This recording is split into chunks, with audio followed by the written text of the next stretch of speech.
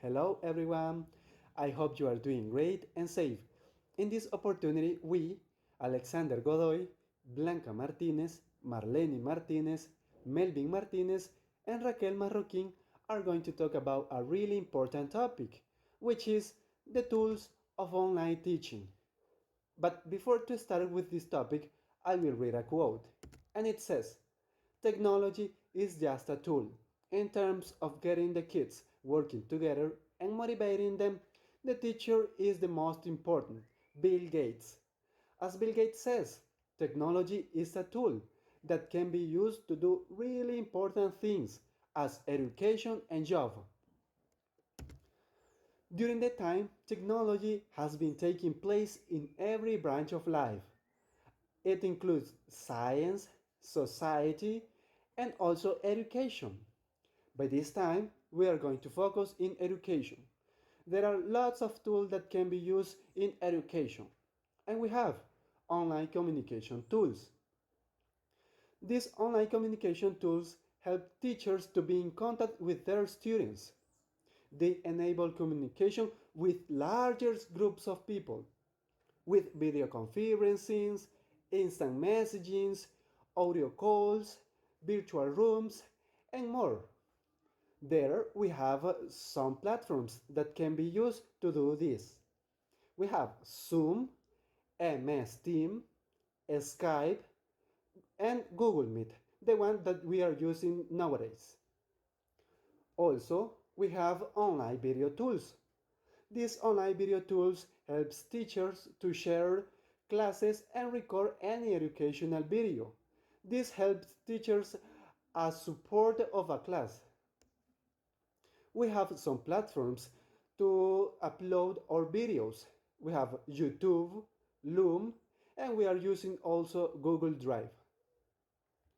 Moreover, we have online quiz maker. This online quiz maker helps teachers to check a student's performance and assess a student's learning. Over there, teachers can share readings, listening, quizzes, tests, exams, and any other activity that can help to check a students' performance. We have Google, Edmodo, Schoology, and many more others. Then we have another topic, which is technology in the year 2000.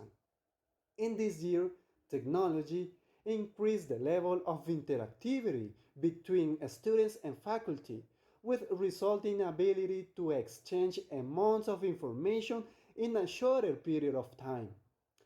Technology has been suffered lots of changes and advances through the time and because of people needs. As Samantha Machine shows in her timeline, the different changes in technology. As we know, technology will be changing by the time, so teachers will have to adapt to themselves to the new tools for not to stop the learning process. We know that it is important that teachers and students get to know the new technology, the new advances, to follow the learning process and also to do really important things. By this time, this is the topic that we are going to be developing through this video, the tools of online teaching.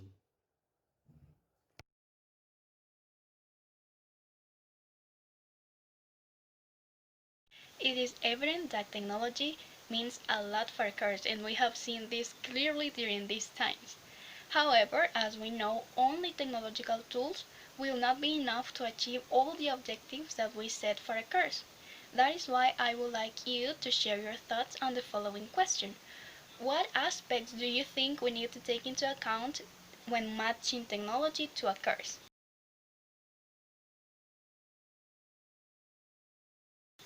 I know that all of you got amazing ideas, and right now we are going to build an answer for this question, and we are going to do that by means of the 5 I's of effective distance teaching. These 5 I's will help us successfully incorporate technology to a course. And the first I is called interaction.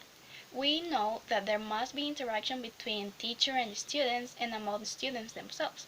However, there is something else that we sometimes forget, and it is that there must be interaction between the students and the content of the class, because in this way the students are really going to take part of their own learning process. The second I is introspection. What does introspection mean?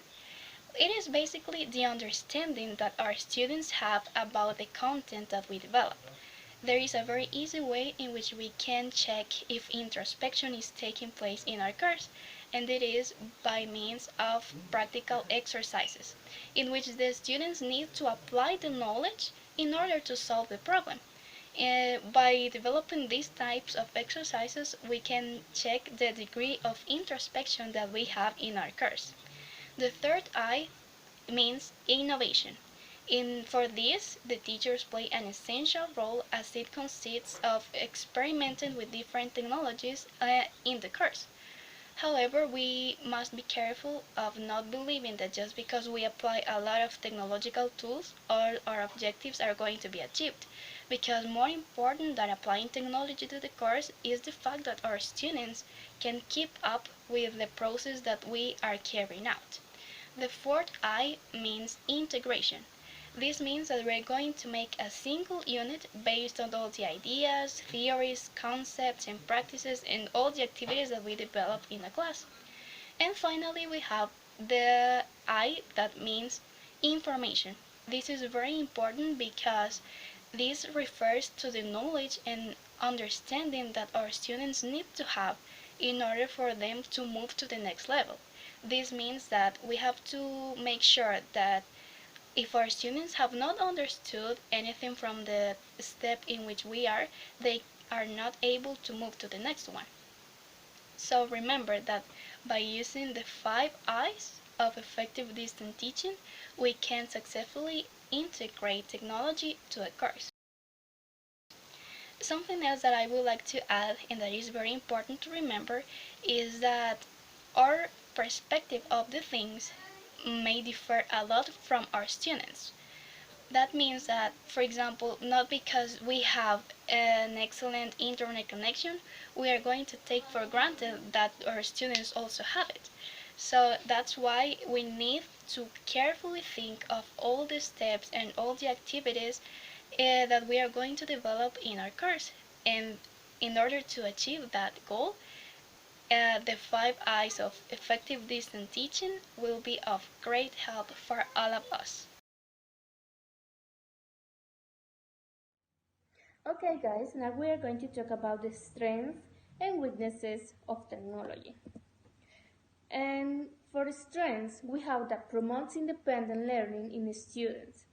The internet is a treasure trove of information, right? And practically anything you need to know is there, online. Although there is a question of the credibility of the source and data provided, it can still serve as an educational resource for students. Also, it prepares students for the future. And let's say that the way that technological advancements are going, it is obvious that in the future will be digital and technological focus. And being familiar with using at least one of these tools or forms of technology in the early age will help many people become comfortable using it and eventually develop other skills necessary to other innovative devices and processes. Also, it allows teachers to create an exciting way to educate students. How?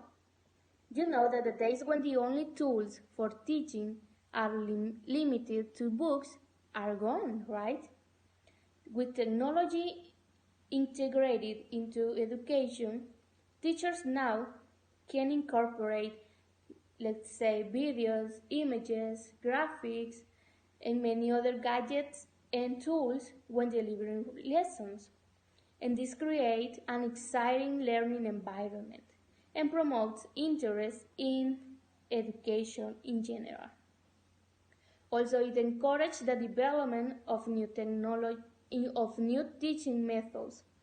Teachers and professors now have the option to use advanced teaching methods such as postcards, blogs, and social media. Also present universal tools to enable teachers to educate all types of students, including those who are struggling or have special needs. Now, in the other hand, we have the weaknesses. And we have the result that it results in a lack of interest in studying because everything is now accessible online or through data saved in the computer or in the mobile. Students are likely to develop poor studying habits and a lazy attitude towards education. Also, we have that makes students vulnerable to potential pitfalls. While computers prove to be an invaluable educational tool, it can also be a source of problem. How? Let's say that technical problems and computers malfunctions can cause loss of assignments, resources, and other materials, resulting in a high level of stress that students would rather experience. Also, raise instructional challenges.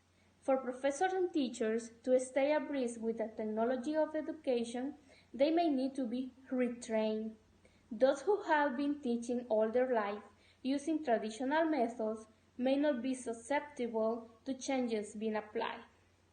And for the last, we have that can diminish the overall value of in-person education. Although researchers on online learning didn't establish a direct link to how personal interaction affects students' performance, it is shown that students who enroll in online courses have higher chances of failing and dropping out classes.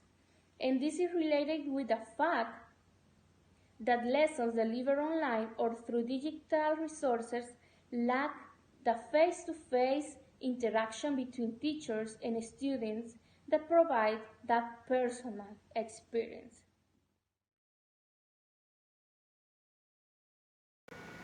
Evaluating courseware. Due to the situation that we are facing in this moment of COVID-19, institutions are increasingly using this new modality of distance learning. That is why it is very important to evaluate all those tools that we are provided on the internet.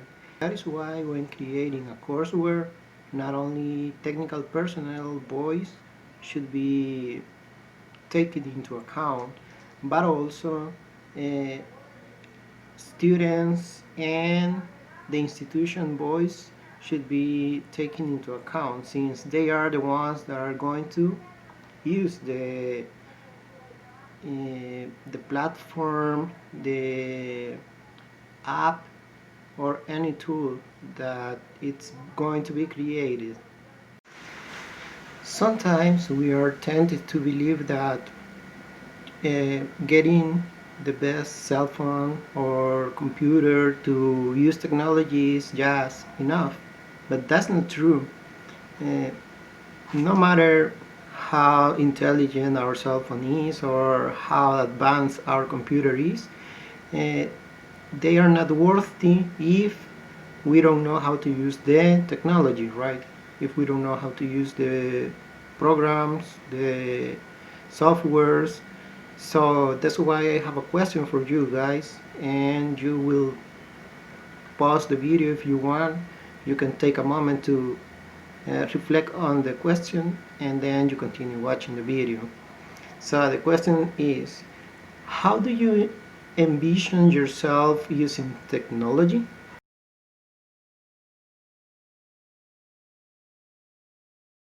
Strategies are so important to succeed in every aspect of our lives. So, to succeed in choosing or creating good tools or good technological tools, it is important that we ask the following questions as a strategy. The first one is, what programmatic course and learning outcomes are we attempting to achieve? In other words, this means setting goals, right? The following question is, how will technology assist us in achieving these outcomes? And the last one is, how will students' learning outcomes be evaluated? So let's take these three questions as a good strategy to succeed in choosing or creating our technological tools to teach online. Now let's talk about when money is an issue. Sometimes instructors and institutions want to buy a software or tools to work online, but they find out that they have to invest more than expected because they need to pay for the installation of the software, the maintenance of it, the license of the software as well. And also, many instructors are required to pay a fee, an extra fee per each of the courses they are going to develop, as well as a fee per each of the students in the course. So we have some alternatives to take into account. For example, a course for a minimal fee.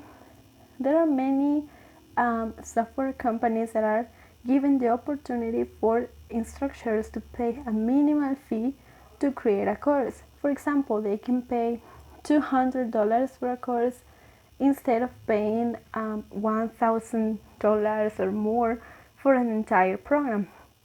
Also, we have ebooks versions. There are many software companies that are providing an ebook version for different books that students can buy online as if they were paying the same amount for a physical book. And then we have ebooks. This is a very good alternative because it allows the students to go to the website and read or download a book in a free way.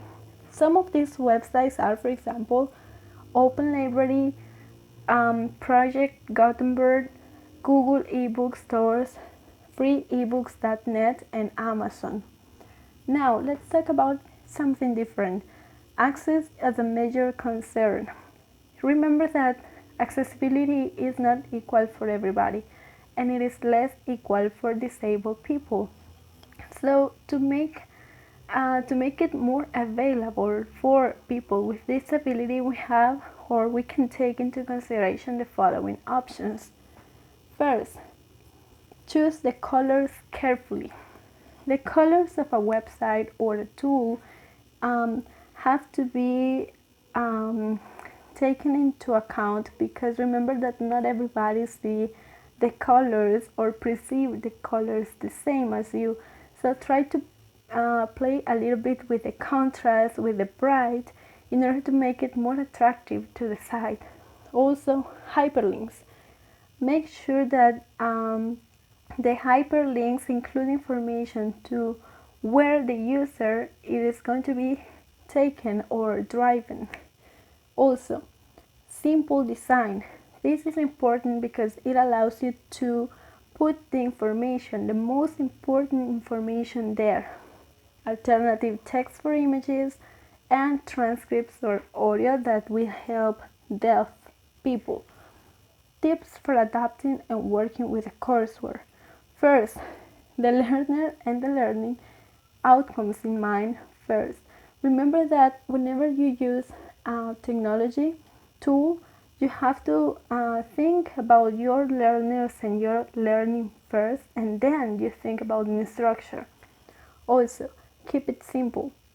Whenever you keep it simple, it means that you are going to include information or work according to your objectives in order to achieve your objectives, and this will make you better. And do not use technology tools just because they are there. Use them because you are sure that these technology tools are going to provide a meaningful learning for your students.